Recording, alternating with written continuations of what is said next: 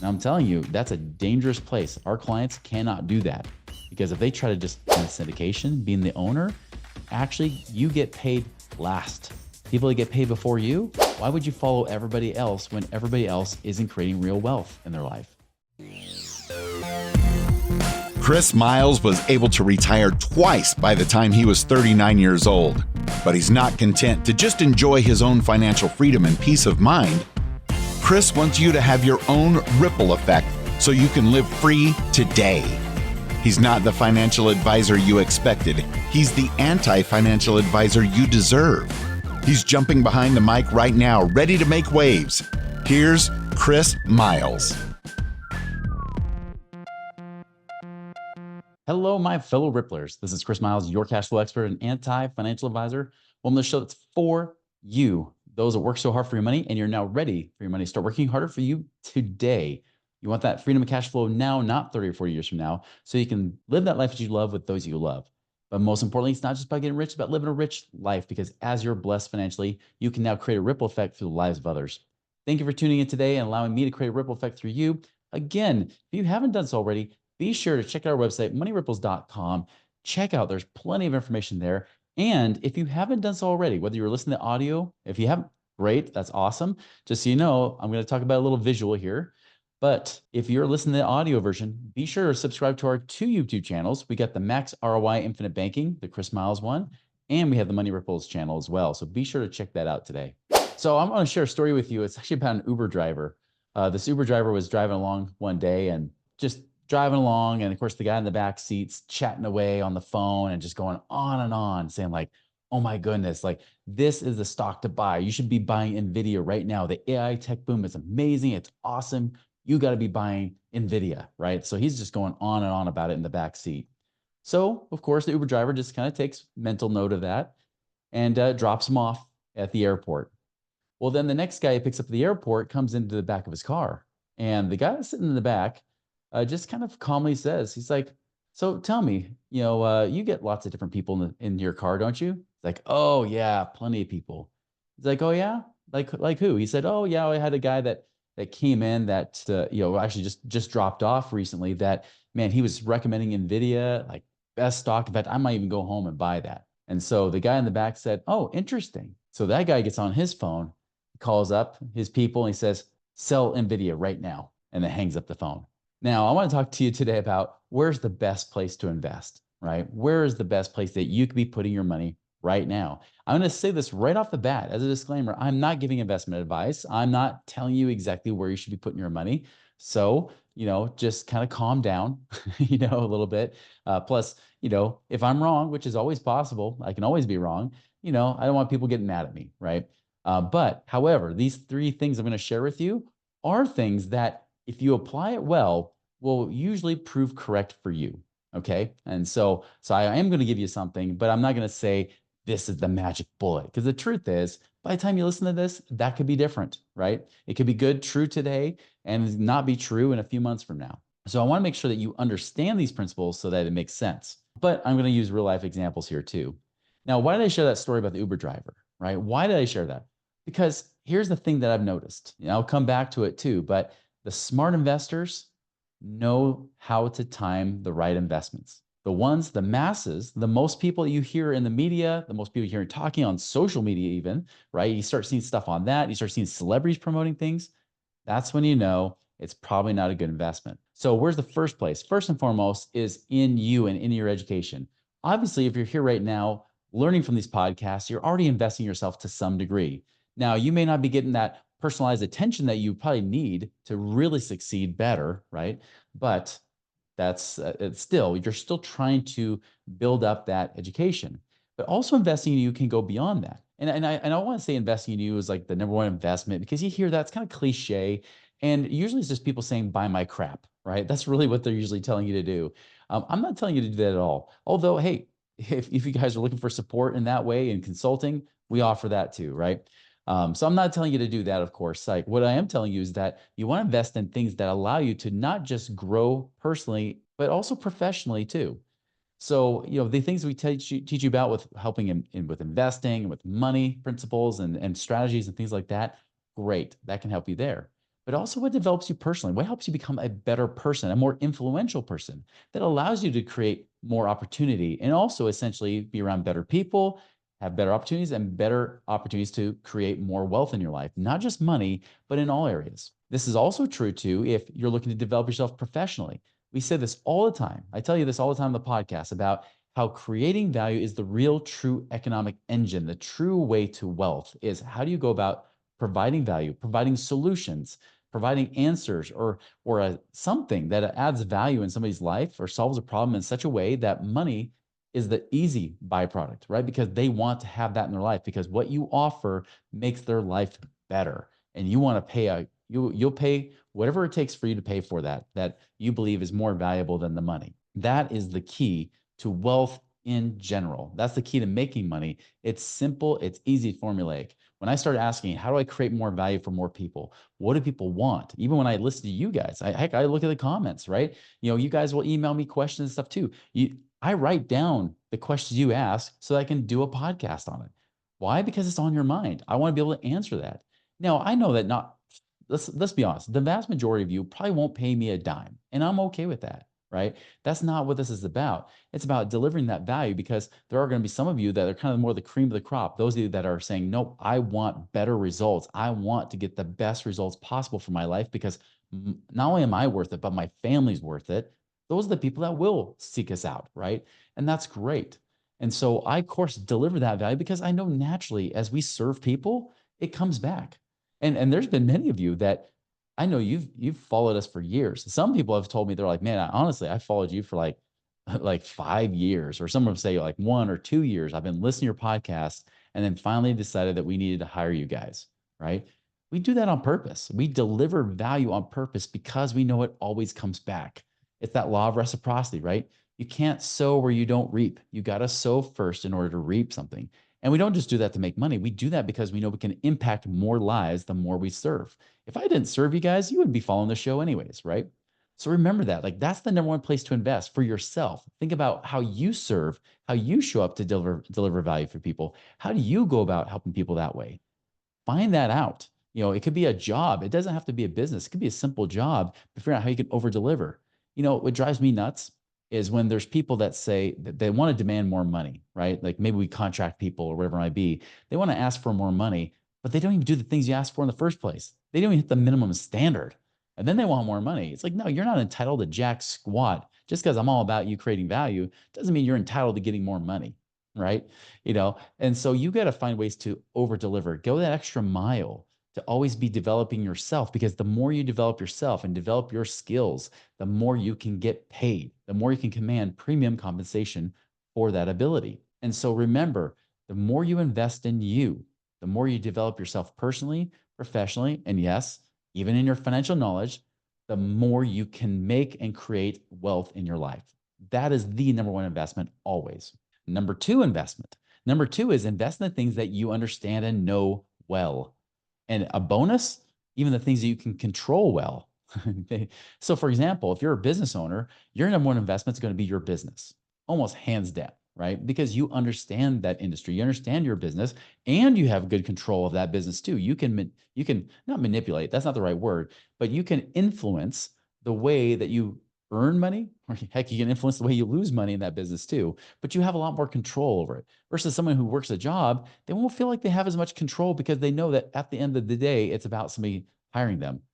In truth, though, let's be honest, even if you're a business owner, at the end of the day, it's about people hiring you or buying your product, right? And if things shift and change, you got to do it fast. And so business owners have just learned that they have to adjust quickly, where if somebody has a job and let's say eventually the demand is not there anymore, they get laid off, then they're lost. They're not sure what to do because they're never really planning for it. They always want to just kind of sit back and relax. So remember that the best investment for you is the one you understand well. So if you've done rentals and you've done them well, and maybe you've learned the different questions to ask because you've had good and bad experiences, great. That could be a good fallback for you. It doesn't mean that that's where you invest all your money, but that's a great place to always look as your fallback plan, a great place to always invest, right? Warren Buffett, look at him. Now, people say he's a stock investor, and we know that's not true. He buys companies. He's really a business investor, not a stock investor. But when he buys businesses, and right now, because he's seen the way the markets are going, he's not putting a lot more money in those industries or those companies. He's actually more liquid in cash than he's ever been at Berkshire Hathaway. Why? Because he's waiting for the right opportunities to show up. He's not seeing them right now because it's overvalued in the stock market right now. It's overbought. So as a result, he's kind of holding back his chips a lot more, keeping more in cash and waiting for those right opportunities to show up. He's basically waiting for things to go on sale is what he's doing. And so remember that, like, you invest in the things that you understand and know deeply. And yes, can you develop your education in different places? You sure can. That's why I definitely I encourage our clients to look at different types of investments in the alternative space. Many people go for the comfortable thing of just stocks or bonds, right? Or just, the stock market. But the truth is they're not really being a wise steward or an active investor that way. What they're doing is they're just set it and forget it. They're just hoping and praying that things work out. And that's a very low level of ways to build your wealth. In fact, it's the level that ensures you probably won't build real wealth in your life. In fact, you're almost got to guarantee you won't build wealth that way because people don't save their way to wealth, especially when they're brain off and they just throw money in places. I'll tell you as a warning, I have seen clients that sometimes don't want to change that philosophy. Sometimes they forget about that whole stewardship philosophy of, being a little bit more proactive and managing your money, right? And really being a wise steward of your money. Sometimes they just want to switch from brainless investing to brainless investing. And I'm telling you, that's a dangerous place. Our clients cannot do that because if they try to just set and forget it, that's where they can be open and exposed to more risk. Because, yeah, they might be better off potentially with certain real estate backed investments. But if they always have that thing of, I'm just going to give my money to somebody else and then they handle it, you always have that. This is why we don't manage money, right? This is why we're not investment advisors or investment brokers or someone who just has a fund they throw money into. That's one thing that drives me nuts when I see podcasters that just are promoting their fund. I'm okay with people having funds, but when they're always just trying to push people into a fund, it's like, well, okay, where's the conflict of interest here a little bit, right? So you got to be careful of that. But like that's why we again want people to be brain on with their investing, not brain off. You got to be a wise steward. Anyways, I kind of went on a tangent on that one, but really investing where you know and or developing more knowledge in that area so that you start to know it more. I've even seen some of our clients become really good.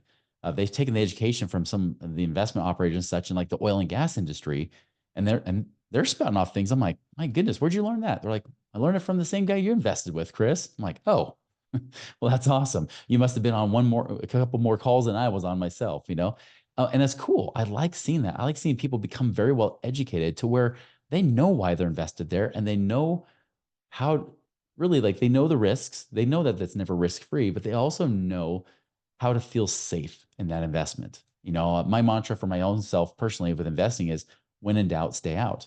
Or if I'm in that investment, when in doubt, probably I need to get out, right? That's the truth there too. So anyways, so that's where you go. Start with what you know. So start with yourself, one, investing in yourself and you're developing yourself personally, professionally, and even financially. Two, invest in things that you know. And then three, the third one, invest in places that people don't want to invest in or are scared to invest in. Warren Buffett always says, he says, when people are fearful, get greedy. When people are greedy, be fearful. Think about that statement. When people are greedy. Now, I mentioned this earlier. I mentioned this about that Uber driver story, right? With that Uber driver, remember, the guy that was in the back, he was a smart investor. He wanted to know, what is the Uber driver considering as a good investment? What is he hearing from other people that's a good investment? And that's an investment not to do. There's rumors that Joseph Kennedy, the father of John F. Kennedy, the president of the United States, Joseph Kennedy, that one of the ways he made a lot of money on Wall Street before the Great Depression started was he would actually talk to the shoeshine boy. Now, this is a rumor. It's not verified as truth, but he would listen to the shoeshine boy and say, hey, where are the best investments right now? And then the shoeshine boy would say something, and then he would know not to do that, right? He would know not to invest there. Because let's be honest, if there's somebody from your high school that really doesn't know anything about money that's asking, how do I buy a Bitcoin?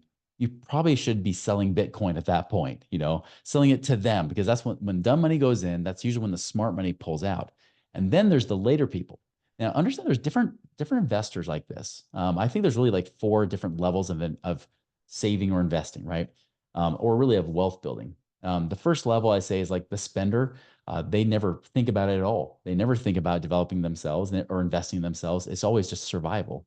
And I get it. There's times I've been in survival too, but you can still be developing your education and getting to that point to where you can help pull yourself up by your bootstraps, pull yourself out of that muck and that mire and get yourself to prospering again, right? So that's the thing. You can be the hero of your story, not the victim or even the extra off to the side, right? You can actually be the hero here. And so there's the people that are kind of like the spenders.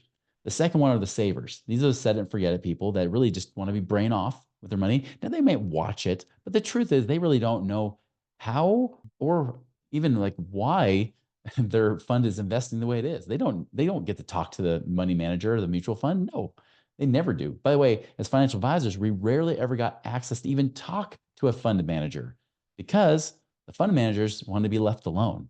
They won't have to answer all the questions. So they would usually stay away from financial advisors and definitely would not talk to any clients. So savers are the ones that tend to be, again, brainless investing, just brain off. And as a result, they don't get results. Now there's the more passive investor. Passive investor is more like what our clients are, right? They're on that third level where these people say, hey, I want to be more brain on. I want to be very intentional, make sure I'm investing in the right places. And then I invest for places that actually do build wealth and have been proven to build wealth and cash flow, right? That's why they start looking at things like real estate where there's a backing to it. There's a little bit of security behind it, although it's not risk-free, a lot more security than you have with stocks, which are up and down all over the place. And they also have the ability to generate income now. And so they can actually create wealth faster and have been proven to do it. So this is why there's people that are multimillionaires that have done it seriously just by owning few properties sometimes, not even having a lot, just having a few properties and still working their job. Those are the people that we often train. And then the fourth one are like the active investors. And these are the people that are really putting a lot of their time and effort into it. Now, if they're not careful, if they don't employ at least a little bit of that level 3, which is a little bit of that passive side where they can at least get their money working for them, they'll always be stuck. Now, they'll make the most wealth potential, right? I mentioned before in a podcast about really the get rich quick scheme is really having your own business. And that's if you do it right, because the majority of people won't do it right, right? But for those that do, they tend to do it right over and over again, and they build a lot of wealth with their business. But again, they need to have that level 3 of investing too, so that they have money coming in without having to rely on their business. Otherwise, you just get a very high paying job that you're always trapped in for the rest of your life, right? But I do put that fourth level investors, really those that cannot be brain off at all. At least with our clients, they realize they can be hands off, although they aren't brain off. Does that make sense? Hands off, but not brain off. Where the level 4 investors tend to be hands on and have to be brain on as well. And so there's a lot of attachment and a lot of effort being put into that, a lot of time and energy, as well as money being put into that level. And so that third thing that I was talking about, which is going where people aren't investing, going where people are fearful, can be a great place. This is why now you're starting to hear whispers, right? And again, I like the whispers, and I'm not shocked, but you hear whispers about things coming to pass, right? Like for example, multifamily apartment investing. If you've been watching a lot of these podcasts and listening to different shows, including ours, you'll hear that the last 2 years have been the roughest on multifamily apartment investors, really even before the last recession of 2008. 2008 was nicer to them than right now from 2022 to 2024. And as a result, a lot of them have lost a lot of money. Because of that, there's a lot of fear now. Now, it used to be all about apartments and hype and stuff. And now that hype is dying down, and now it's flipping. That tune is flipping. And people are like, don't touch apartment investing. Don't touch multifamily. Don't touch self-storage, right? And self-storage still, I mean, there's still a lot of going on there. But a lot of people are starting to say more and more like, oh, I'm losing money in this and I'm losing money in this. You don't hear people saying that about single family homes though, right? They're not saying that because single family homes kept appreciating. They kept growing. It was only the commercial side. And really the commercial side you're hearing about now is like office space.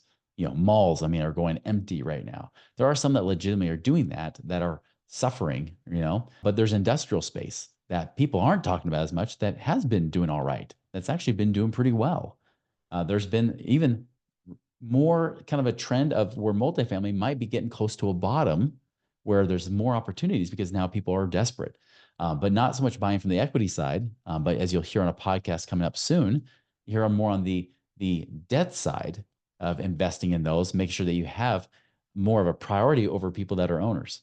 By the way, little known bonus tip for you.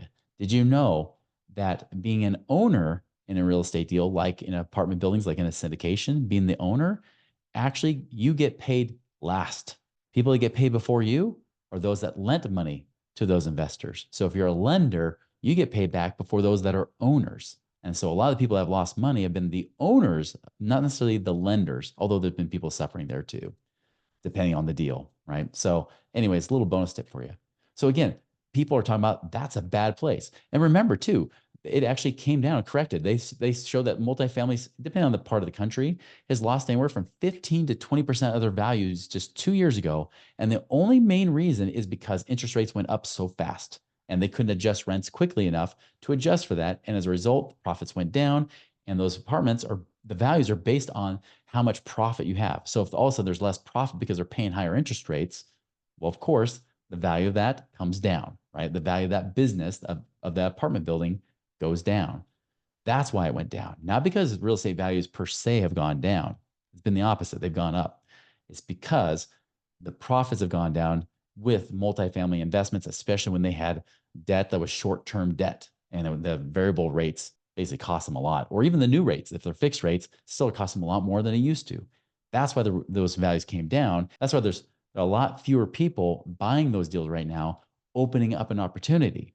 And so that's the difference. Now, that's not the case like with, precious metals. Like I love the fact that my gold and silver have gone up a lot in just the last half of a year, even. That being said, even though it's almost doubled, even more than crypto recently. I mean, crypto went up a lot too, right? They went up a lot too, but it took about a full year there. But just in the last several months, precious metals like gold and silver shot up like crazy.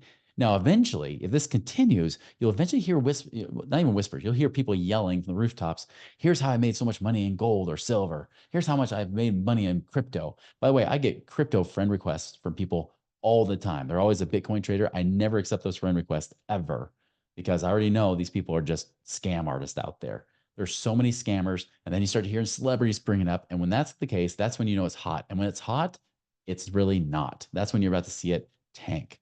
I'll share an example of this too, even in a more mainstream way is, right here.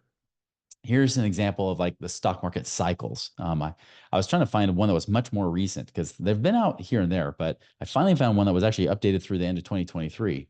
Now, notice this is going from like 1963 all the way to the end of 2023. You'll see the blue is the percentage it went up during those years. So like kind of that bull run that they had, when it goes up, and then the little bear market that goes down. So you can see that right there, like the mid 60s, there was a little drop about 22%. Then it roared up even at the height of one of those times, went up to like 48% gains. And remember, this is the average return, right? They even show you the average returns and the durations of the ups versus the downs. And they'll tell you, oh, the down's only like for 11 months at a time, right? Well, notice that it's always about every few years. And then there was a big gap, of course, in the 70s that they started to recover there during the Reagan, end of Carter into the Reagan administration. And then it dips down a little bit right as Reagan got into office. By the way, the market went up because inflation was high. Sound familiar? So inflation was high, it was driving the market up higher. But then it went down, especially with those interest rates skyrocketed. And then it shot up and things started taking off again. Now, notice that it came down there in the late 80s. You had like the bond market crash that happened in the late 80s. And then look, from really about 87, 88, all the way to 2000, roughly about a 13-year period, the beginning of 2000, the market soared, uninterrupted, no downtrends, right? It was just soared and soared away, and it soared a lot because of that internet boom. And then it tanked for Y2K, started to recover, tanked again into the Great Recession, started to recover. This is why if you had money in the year 2000 with fees that were coming out, even if you were in the S&P 500, it took you to at least 2014 to 2015 to get back to where you were in 2000. It took you roughly about 15 years to get your money back. And how do I know this? Because real life taught me that, because there was real life clients that said, hey, I had this much money I threw into this variable annuity tied to the stock market, or this indexed annuity, or whatever it might be, right? I threw my money in this mutual fund here. And guess what? Finally, by 2015, they said, I finally got my money back from where it was in the year 2000. 15 years. Remember, inflation kicks their butt.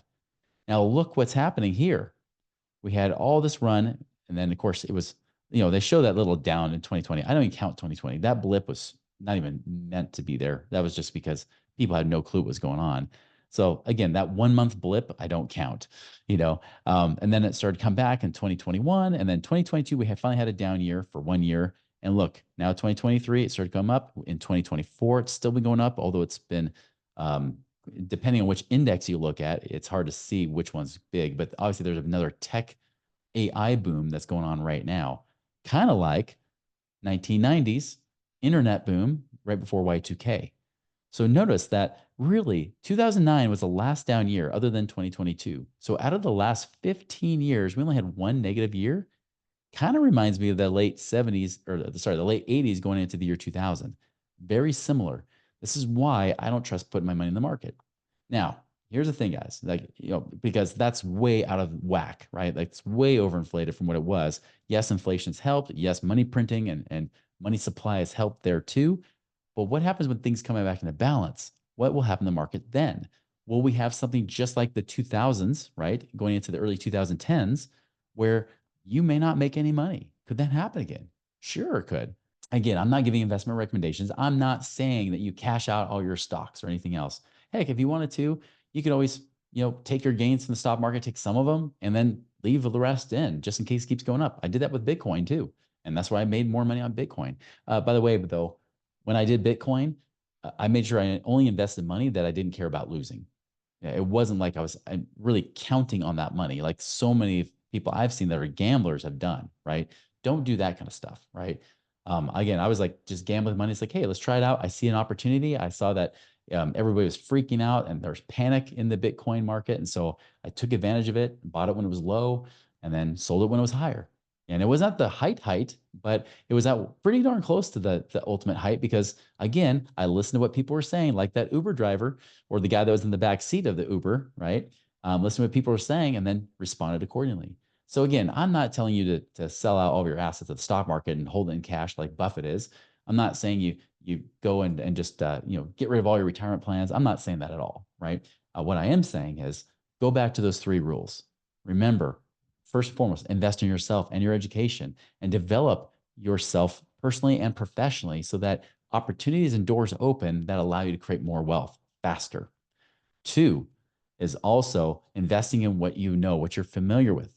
And if you don't know about it, invest in, going back to number one, in your education so that you can learn more, so you can kind of help diversify yourself, maybe get yourself a little bit more protected that way and safer.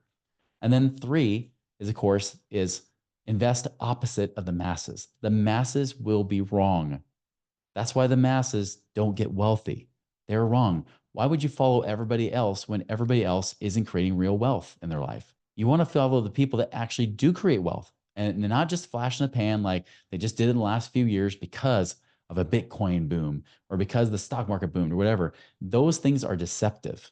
You want somebody who knows how to create it, not just now, but long term, that knows how to do it. And no, it's not just from saving, although having savers habits can help, but it's actually from investing in things like business, like real estate, like things that actually grow much better and can even be safer if you know how to put the right safeguards in place to lessen your risks. Again, nothing is risk free. Even if you have 100% control of something, it's not risk free. But there are ways you can do it better. It requires you to turn your brain on a little bit more. And I know a lot of you, you're here because you're that kind of person. You want to turn your brain on. You want to be intentional. You want to live a different life than everybody else out there who's really just trying to figure out how to survive.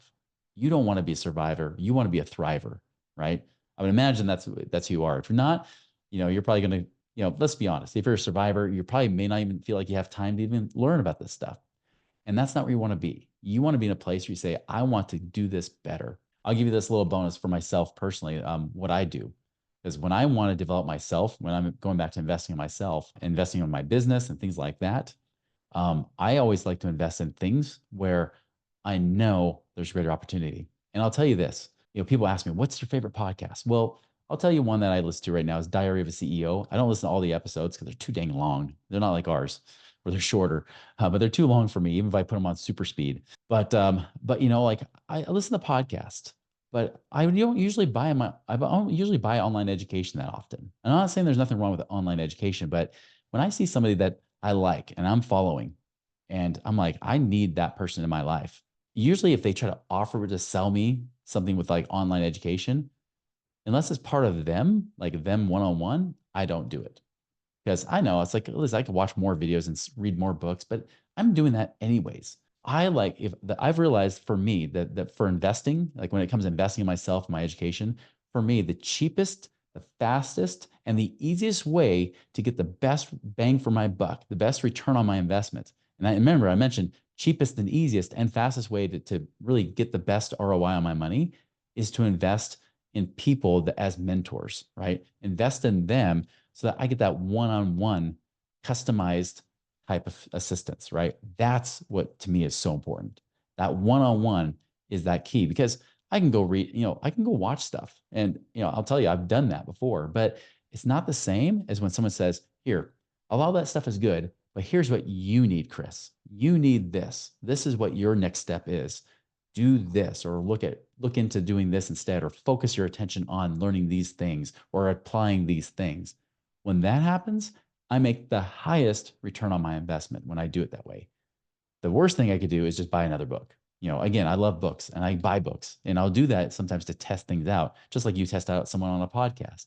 But the next best thing when I realize I like this person because they've been there, they've done that, and they're still applying what they teach today.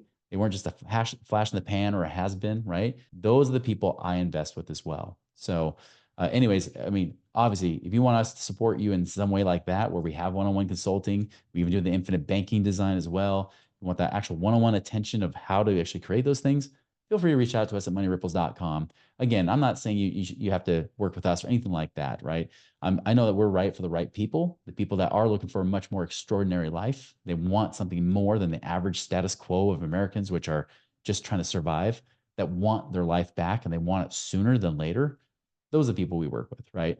So I'm not saying that that's you, but for those of you that are, awesome. Feel free to reach out to us. You can fill out that passive income calculator, see if it's time for you to do it. Because if you're going to work with us, you need at least $150,000 minimum that you should be able to invest so that you can diversify in the right places. Otherwise, you're going to try to find one strategy because you got 50,000 bucks and you're going to put in that one strategy.